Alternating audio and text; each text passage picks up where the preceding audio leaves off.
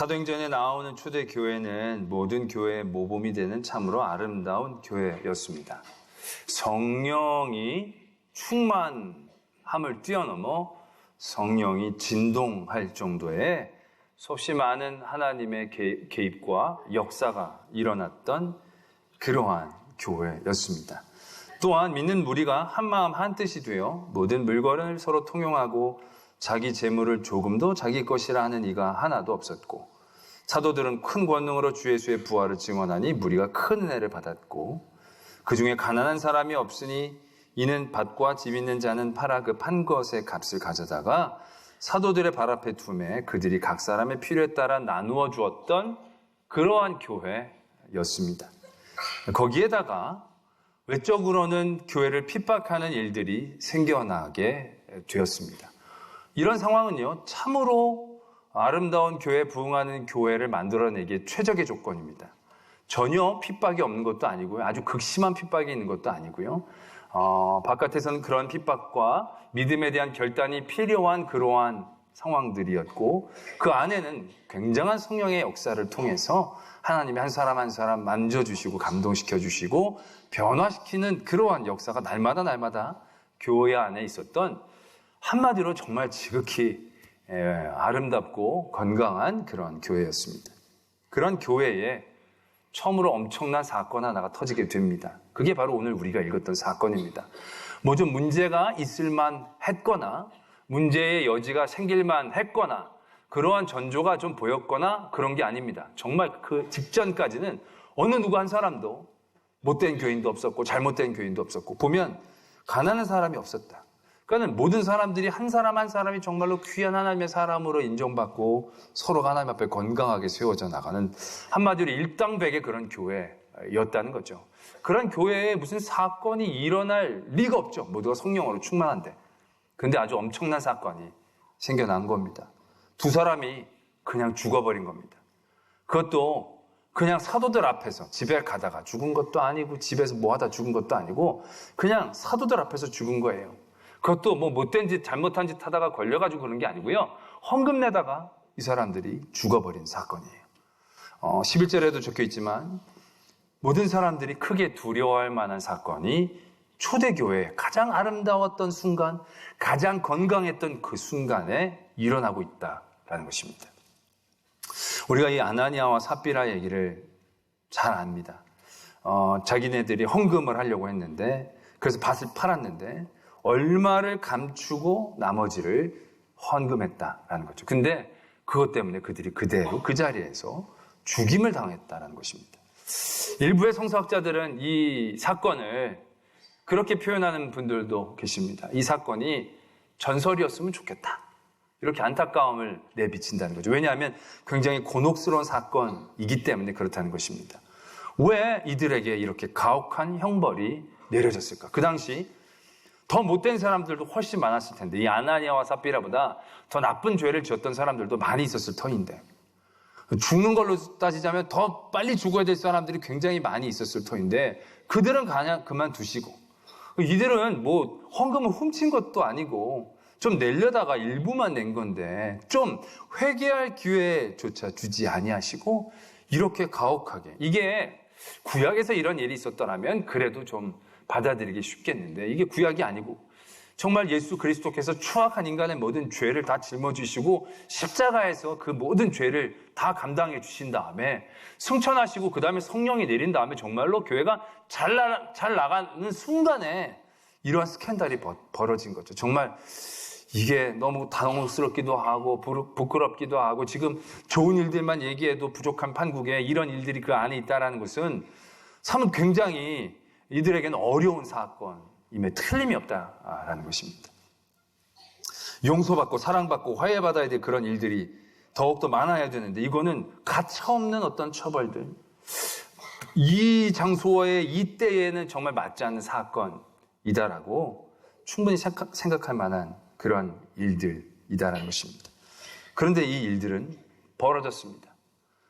과연 이들이, 아나니아와 삽비라가 그렇게 가혹한 형벌을 받아야만 하는 그들의 죄는 무엇이었습니까?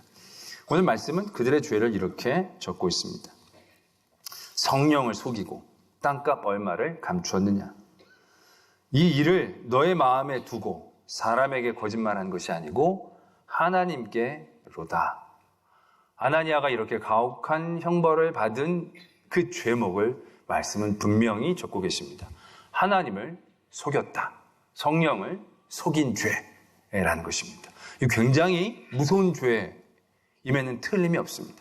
근데 이 죄가 과연 어떤 죄냐라는 것이죠. 성령을 속이는 죄가 뭘까요? 하나님을 속이는 죄가 뭘까요? 아니, 하나님을 속이려는 마음이 어떻게 들었을까요? 하나님을 속이려 한다면 속일 수 있을까요? 이건 죄가 아니라 무식한 거 아니겠습니까? 무지한 건 아니겠습니까?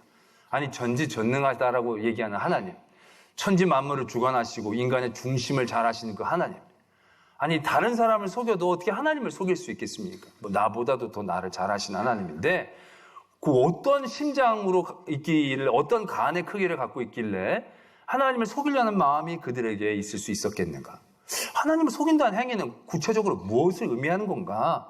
우리가 헤아려 봐야 된다는 거죠. 우리가 하나님 속이지 않으면 되지만 하나님을 속이는 사람이 하나님을 속이려고 작정하고 속이는 게 아니라는 겁니다. 하나님을 속인다는 것이 무엇인가?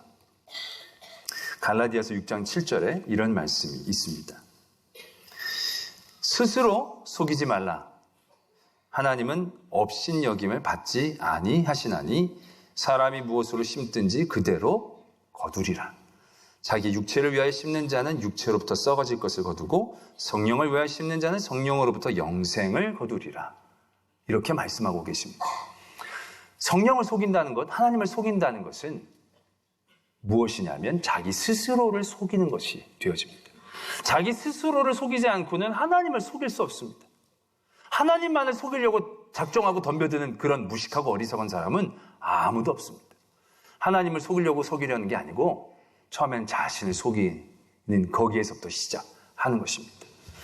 자기가 죄를 저지르는데 스스로가 그렇게 생각하는 겁니다. 이건 죄 아니야 라고 생각하기 시작한다는 겁니다. 죄는 죄인데 스스로가 죄가 아니라고 스스로를 속이다 보니까 그것이 하나님을 속이는 일, 성령을 속이는 그런 모습이 자연스럽게 된다는 겁니다. 오늘도 보면 스스로 속이지 마라, 하나님을 업신여기지 마라라는 거죠. 사람들이 육체를 위해서 뭔가를 하는데 육체를 위해서 뭔가 하면서도 스스로 속이는 거죠. 이거 날 위해서 하는 게 아니야. 이거 하나님 위해서 하는 거야. 이거 하나님 영광 받으시라고 이런 걸 하는 거야. 스스로를 속이는 겁니다. 스스로 안에는 자기의 욕심과 자기가 하고 싶은 일들로 그 일들을 행하는 것이 분명함에도 그들 스스로, 자기 스스로를 속이는 거죠. 이거 날 위해서 하는 게 아니야. 하나님을 위해서 하는 거야. 근데 그것이 나중에 열매로 나타날 때는 반드시 그게 나타나는 건데 사람들은 자기를 위해서 하는 일임에도 불구하고 스스로를 속이는 겁니다. 이거 하나님 위해서, 하나님이 원하셔서 이렇게 한다. 이렇게 시작하는 마음, 그게 성령을 속이고 하나님을 속이는 마음이다라는 것입니다. 아나니아를 오늘 말씀은 정확히 묘사하고 있지는 않지만 그 이전에 바나바가 모든 밭을 팔아 사도 앞에 두는 말씀이 4장 직전에 있습니다. 그 바나바는 모든 사람들에게 존경을 받는 사람이었습니다. 아마 그 바나바가 그런 헌금 생활을 하는 걸 보고 많은 사람들이 아마 칭찬했을 겁니다. 역시 바나바 훌륭해, 정말 대단해. 아마 그 일들이 아나니아에게 굉장한 도전이 되었던 것 같습니다. 바나바가 저렇게 칭찬을 받고 존경을 받네. 그러면 나도 저런 헌금을 하면 저런 칭찬을 받을 수 있겠지. 그리고 밭을 팔았다는 거죠. 성경은 그렇게 적고 있지 않지만 그렇게 충분히 개연성 있게 예상할 수 있다는 겁니다. 밭을 팔고 다 헌금을 하려고 했던 순간 아나니아가 생각한 겁니다. 이거 다 드리고 조금 드리고 사람들이 어떻게 알 수 있겠냐. 이거 조금 드리는 것도 조금 빼놓고 드리는 것도 이게 얼마나 대단한 일이야. 이 정도만 해도 다른 사람들은 드린 사람들도 없는데 이 정도만 드려도 엄청나게 잘한 일 아니겠어? 이거 다른 사람들한테는 택도 없는 금액인데 난 이렇게 드리는 거야. 이것만 해도 정말 대단해. 자기가 모든 것들을 하나님 앞에 서원하고 난 다음에 판 뒤에 얼마를 빼놓았음에도 불구하고 스스로가 스스로를 속이는 거죠. 죄인데도 죄가 아니라고 스스로를 위로하고 격려하는 것입니다. 아마 아나니아가 그 헌금을 들고 베드로 앞에 나갔을 때 이거 다 판 것 중에 조금 떼어놓았는데 베드로가 이거 다 판 거냐고 물어보면 어떡하지? 이렇게 막 떨면서 그 자리로 나가지 않았을 것입니다. 아나니아는 이거 드리면 베드로 사도가 얼마나 날 칭찬할까? 아나니아 그동안 몰라봐서 미안하다고 이렇게 많은 헌금을 하다니 진짜 네 믿음이 크도다. 아마 이렇게 나를 칭찬할 거야. 자기가 저지른 것에 대해서는 까맣게 기억하지 못하고 그가 원하고 바라는 것들만 이루는 아마 그런 흥분과 기쁨 가운데 그 헌금을 가지고 아마 사도 앞에 나아갔을 것입니다. 그리고 사도 앞에 내놓고 제가 밭을 팔아 이 헌금을 하나님 앞에 드립니다. 아마 굉장히 자연스럽게, 굉장히 떳떳하게, 자랑스럽게 그것들을 내려놓았을 것입니다. 그때 베드로가 그 아나니아의 모습을 봅니다. 여러분, 죄에 대해서 무지한 것과 죄를 속이는 것은 굉장한 차원이 다른 부분들을 가지고 있습니다.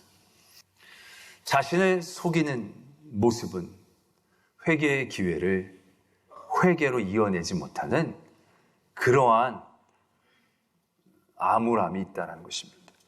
아나니아에게 회개의 기회가 주어지지 않은 건 그의 마음은 이미 회개의 기회를 찾을 수 있는, 얻어낼 수 있는 마음의 구조가 아니었다는 것입니다. 자기가 죄인 줄 몰랐더라면 아마 베드로는 그를 꾸짖게 하고 회개케 했을 것입니다. 그런데 아나니아의 마음은 죄에 대하여 몰랐던 게 아니라 마음의 가책은 있었음에도 그것을 스스로 속이고 그것이 죄가 아니다라고 얘기하고 이 정도만 해도 자기는 의인이다라고, 나는 이걸 얼마 정도 하나님 앞에 훔쳤지만 이 드린 게 어디냐고, 이게 얼마나 잘한 거냐고, 이것만 해도 내가 칭찬을 받아야 되지 않겠느냐고, 그 마음이 그것으로 가득 차 있었다라는 것입니다. 그러한 아나니아에게 너 왜 하나님의 돈을 훔쳤느냐, 왜 다 바친다라고 해놓고 일부를 떼어놓았느냐 할지라도 아나니아는 아니 뭐 그런 거 가지고 그러시냐고, 더 적게 바친 사람들도 많고 아예 안 바친 사람들도 많은데 아니 이 정도 받은 거 갖고 그렇게 저한테 가혹하게 하시는 이유는 뭐냐고 아마 아나니아는 그렇게 대응할 수밖에 없었을 것입니다. 회개의 기회를 주지 않는 게 아니라 그의 마음의 구조가 이미 회개를 받아들일 수 있는 상태가 아니었다는 것이죠. 그 뒤에 삽비라를 통하여 그것이 분명히 나타납니다. 삽비라가 그 뒤에 다시 나타나죠. 삽비라에게 베드로가 다시 묻습니다. 삽비라에게는 기회를 주고 있는 것이죠. 이거 판값이 전부냐? 삽비라가 얘기합니다. 전부라고. 속인다라기보다는 아마 삽비라는 그것을 전부라고 스스로가 생각하고 있었을 것입니다. 아니 이 정도만 드리는 것도 이게 전부나 가까운 것이 아니냐. 이게 내가 얼마나 아깝게 드린 건데 이것이면 전부다 나에게는. 아마 그는 그렇게 스스로 생각하고 있었을 것이다라는 얘기죠. 그에게 주어진 기회에 그는 회개할 수 없었습니다. 사울이 그 스스로를 죄에 대하여 속이고 하나님 앞에 이게 죄가 아니라고 항변하고 속이고 있을 때에 그 뒤로도 사울은 수없이 많은 하나님의 기다림 가운데에서도 절대로 하나님 앞에 나아가지 못하는 모습을 보이고 있다는 사실을 우리는 기억해야 한다는 것입니다. 이것이 얼마나 무서운가를 우리는 깨달아야 한다는 것입니다. 요즘 새벽에 저희들이 예레미야에서의 말씀을 나누는데 예레미야의 말씀 가운데 하나님의 백성들을 이렇게 표현하는 부분이 계십니다. 여호와께서 또 내게 이르시되 유다인과 예루살렘 주민 중에 반역이 있도다. 예루살렘과 유다 주민들이 죄를 범하였도다 라고 얘기하고 계시는 게 아니라 반역을 범하고 있다 라고 얘기하는 것입니다. 죄는 한 번 저지를 수 있습니다. 사람이 죄를 저지를 수 있습니다.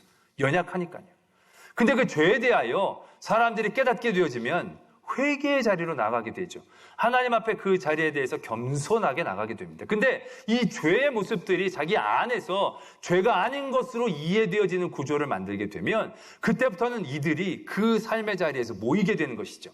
아니 이 정도 가지고 뭘 죄라고 하느냐, 이거 가지고 뭐 그렇게 하시느냐, 그러면서 그들을 그 죄의 자리에서 오히려 하나님을 반역하고 하나님에게 대항하고 하나님을 원망하고 하나님에 대하여 이건 좀 너무 심한 처사가 아니냐고 대항하는 부분들이 생겨나고 있게 되어진다는 것입니다.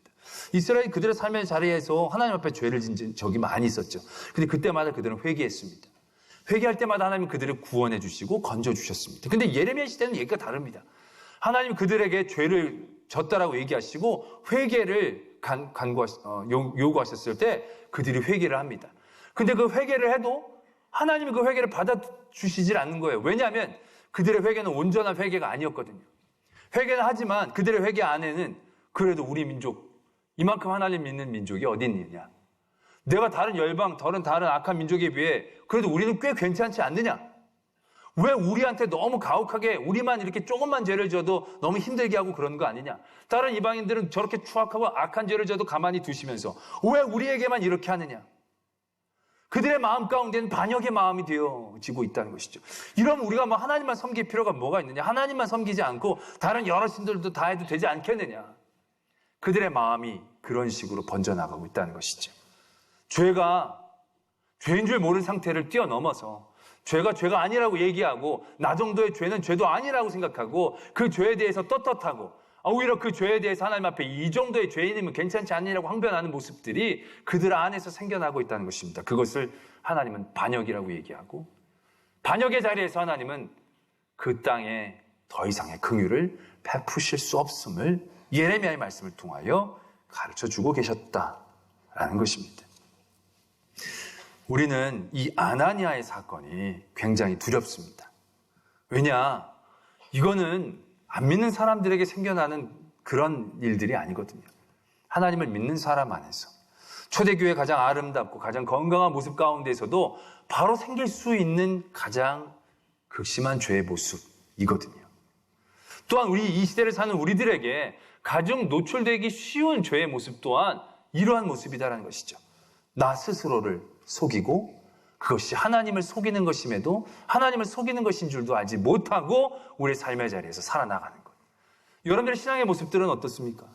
여러분들의 신앙의 모습 가운데에서 여러 가지 신앙의 삶을 살면서 어떠한 잘못을 저질렀을 때 이게 잘못이지. 정말 큰 잘못이다. 깨닫고 회개하는 일들이 있을 것입니다. 근데 그 죄가 어느 순간에 잠깐 저질렀을 때 별다른 반응이 없게 되어질 때 이 정도는 괜찮은가? 이 정도는 괜찮은가 보다. 죄가 아닌 것처럼 생각하고 오히려 그 부분에 있어서 다른 사람들은 얼마나 더 심한데 나는 이 정도면 굉장히 그래도 훌륭한 신앙인 편이 아닐까 라고 자기 스스로의 자리를 매겨버리는 그런 모습들을 우리가 얼마나 자주 하게 되어지느냐라는 것이죠. 지금 이 신앙의 자리들, 이 초대교회가 굉장히 잘 되고 있을 때 사람들은 이 정도 우리 너무나 아름다운 공동체고 이런 공동체면 이제 우리는 다 이룬 거 아니냐? 그렇게 멈춰버릴 수도 있는 그러한 시간이었을 것입니다. 그런데 하나님은 그러한 데에 하나님의 분명한 메시지를 주고 계십니다. 아나니아가 어떤 분들은 일벌 100개의 케이스다라고 생각하는 분들도 계십니다. 잘못 걸린 케이스다라고 생각하는 일들도 있을 것입니다. 근데 하나님은 그렇게 일을 하시는 분이 아닙니다. 잘못된 케이스로 아나니아 하나 잡고 다른 사람들 줄 세우는 그러한 식이 아니다라는 것이죠. 이 아나니아의 잘못이 얼마나 정말 큰 잘못이냐는 거죠. 회개할 수 있는 자리조차도 인식하지 못하는 영적 상태. 구제불능의 상태 가운데에 빠져있는 그들을 하나님께서는 보고 계신다는 거죠. 가장 아름다운 초대의 교회 안에서. 여러분, 우리들의 신앙의 모습 가운데서 한번 적용해보기를 바라는데요. 이번 주간에 이제 연휴가 쭉 되어집니다. 연휴가 쭉 되어지죠. 그래서 많은 분들이 여행을 꿈꾸며 계획을 세우는 분들이 계실 겁니다. 그러다 보면 비행 시간이나 여러 가지 스케줄이 주일을 걸쳐서 되어지는 경우가 생겨나게 될 겁니다. 그럴 때 주일 한번 빼먹으면 지옥에 갑니까? 이런 얘기가 아니고요. 주일을 지키지 않는 게 죄입니까? 죄가 아닙니까? 이게 어렵습니까? 하나님의 예배 자리를 지키지 않는 건 분명히 잘못된 일인 것입니다. 그런데 그런 잘못된 자리에서 우리가 진짜 근데 이번에 진짜 우리들 가족이 20년 만에 지금 딱 시간 맞추는 건데 아무리 빼서 하려고 해도 시간이 안 돼가지고 주일이 살짝 끼는데 이거 어떻게 하면 좋은가? 어쩔 수 없이 그래 20년 만에 가족들이 한 번 가는 건데 그래서 주일을 껴서 갔다. 제가 오케이를 할 수 있는 건 부분은 아니지만 그 부분은 죄가 죄인 줄 알기 때문에 여행을 가면서도 늘 마음이 무겁고 늘 기도하는 마음이 되어지고 오케이. 그리고 그 주일에도 아침에 우리가 예배 드리자 이런 얘기가 되어지죠. 근데 이런 일들이 한 번, 두 번, 세 번 되어지면서 또 연휴를 맞이하게 된 겁니다. 이번에도 여행 스케줄을 짜는데 비행기 보니까 목요일부터 화요일까지. 오케이. 이러면 이때부터 굉장히 심각해지고 있다는 것이죠. 그러면서 이런 생각을 하게 되면 더 무서운 겁니다. 아유, 내가 주일 얼마나 잘 지켰는데, 이 정도, 한 번 정도. 내가 보니까 그 장로님은 벌써 내가 보기 3번이나 빠지던데, 난 여태까지 이번 해 들어서 한 번도 안 빠졌는데, 딱 이번 한 번 빠진 건데, 이 정도면 어때? 그러면서 서슴없이 스케줄을 정한다? 이때부터가 문제가 되는 겁니다. 제가 놀러 가지 말라는 얘기는 아닙니다. 그러나 죄책감을 가지고 가는 것과 그것을 속이고 가는 것과는 굉장히 다른 차원이다라는 것을 얘기하는 것입니다. 우리 연약합니다. 우리가 죄를 짓지 않고 사는 건 쉽지 않습니다. 근데 제가 누누이 말씀을 드리지만 예전의 신학자들도 그 죄가 내 마음에 왔다 가는 걸 우리가 못 들어오게 막기는 쉽지 않습니다. 근데 그 죄가 내 마음에 둥지를 트고 그것이 당연하다고 생각하게 하는 건 완전히 다른 차원의 얘기이다라는 것입니다. 그런 마음이 내 안에 들어왔을 때 이런 마음 먹으면 안 되지. 하나님이 보고 계시는데 이러면 안 돼. 이렇다면 문제가 다릅니다. 그래도 너무 아깝고 내가 또 쓸 일이 있고 하니까 하나님 죄송하지만 이번 한 번만큼 내가 이거 좀 떼어 놓겠습니다. 그러면 어때요? 그거 드린 다음에 이게 다 판값이냐? 아니요. 좀 우리가 쓸 건 내겨놨습니다. 이러면 될 텐데 그게 아니라는 거죠. 내면서 좀 떼어놓고 이게 당연하고 이 정도는 괜찮고 이게 얼마나 되어졌느냐. 스스로의 악이 가득 차 있고 그게 내 마음에 꽉 자리 잡혀서 그게 당연한 듯 생각하게 되어지는 믿음의 모습들, 삶의 모습들. 그것은 죄가 죄인데도 죄라고 생각하지 않으면서 오히려 떳떳한 그러면서 주일 한번 빼먹고 여행 갔더니 목사님 만났어요. 목사님이 왜 주일 빼먹고 갔다 오시면 되냐고. 목사님 잘못했습니다 라고 얘기하지만 속으로는 아이고 목사님도 지난번에 빼먹던 것 같던데. 이건 딱 사울의 모습이라는 거죠. 왜 남을 왜 걸고 넘어져요? 백성을 왜 걸고 넘어져요? 사울 자기 잘못을 여겼으면 자기 잘못을 인정하고 하나님 회개하면 되는데 자기 스스로가 죄가 아니라고 속이고 있는 거죠. 죄가 죄인 줄 알기 때문에 더 그게 큰 죄가 아니라고 항변하고 있다는 것입니다. 그것이 얼마나 위험하고 얼마나 무서운 어줍지 않은 의인의 모습인가라는 것을 우리는 깨달아야 한다는 것입니다. 성경에서도 보면 가장 위험한 부에 있는 사람들이 그런 사람들입니다. 화 있을진저 바리새인이요, 화 있을진저 제사장이요. 그들의 마음이 뭡니까? 스스로가 속이거든요. 그들 안에 하나님의 말씀을 제대로 지키지 못한 부분들이 있음에도 불구하고 그들은 하나님의 율법을 잘 지키는 것으로 자기네들이 충분히 의인이 된다고 스스로를 속이고 있는 겁니다. 앞을 못 보는 사람들을 자기네들이 자신 있게 인도한다고 스스로를 속이고 있는 거죠. 자기도 모르면서 자기는 안다라고 얘기하면서 사람들이 인도하고 간다는 것입니다. 이게 얼마나 위험하고 무모한 일이냐라는 것이죠. 오늘 아나니아의 사건을 통해서 우리는 우리의 신앙의 모습들을 바로 보아야 하는 것입니다. 하나님의 빛으로 우리의 삶을 늘 비춰봐야 합니다. 세상 사람들이 다 한다고 해도 되는 일이 되는 건 아닙니다. 많은 사람들이 자주 한다고, 목사님이 그렇게 한다고, 장로님이 그렇게 한다고 나도 해도 되는 일이 되는 게 아니다라는 것입니다. 우리의 삶의 기준은 늘 하나님 앞에 기준이 있어야 한다는 것이죠. 하나님 앞에 바른가 바르지 않는가의 기준이지 평균보다 나은가 못하냐의 기준이 중요한 게 아니라는 것입니다. 그럼에도 불구하고 우리는 우리 스스로를 속이면서 이것이 큰 잘못이 아니고 이 정도는 괜찮고 당연한 것처럼 살게 되는 위험한 삶의 자리에 우리들이 내몰리고 있다는 것입니다. 오늘 우리의 삶을 하나님의 빛으로, 말씀으로, 기준으로 비춰보기를 원합니다. 다른 어떤 사람이 아니라 하나님 앞에 옳으냐 옳지 않느냐, 그런 일들 가운데 우리가 설령 넘어졌을지라도 깨닫고 회개할 수 있다면 하나님은 다시금 기회를 주십니다. 그런데 그러한 깨달음 가운데서도 우리 안에 끊임없는 변명이, 백성이 그렇게 했습니다. 그래도 이 정도는 괜찮지 않습니까? 나는 양호한 편이 아닙니까? 나의 신앙에 어떤 선을 걷고 그 정도에서 멈추려고 할 때 그것이 아나니아가 되어진다는 것. 하나님이 주신 회개의 자리에서 우리는 회개를 얻지 못하고 변명하고 나중에 결국 하나님을 반역하는, 죄를 짓고 배신하고 반역하는 그런 정말로 안 좋은 케이스로 넘어가는 성도가 될지도 모른다라는 것입니다. 오늘 아나니아가 내가 아닌가 한번 조심스럽게 비춰보기를 바랍니다. 나는 이 정도는 아니야. 그런 생각이 든다면 아나니아가 맞습니다.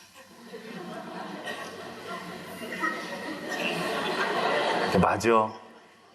내가 비슷해? 그러면 여러분 다윗이 될 수 있는 겁니다. 여러분들의 빛을, 하나님의 빛을 여러분들에게 비추는, 도전하는 저와 여러분들이 되기를 바랍니다.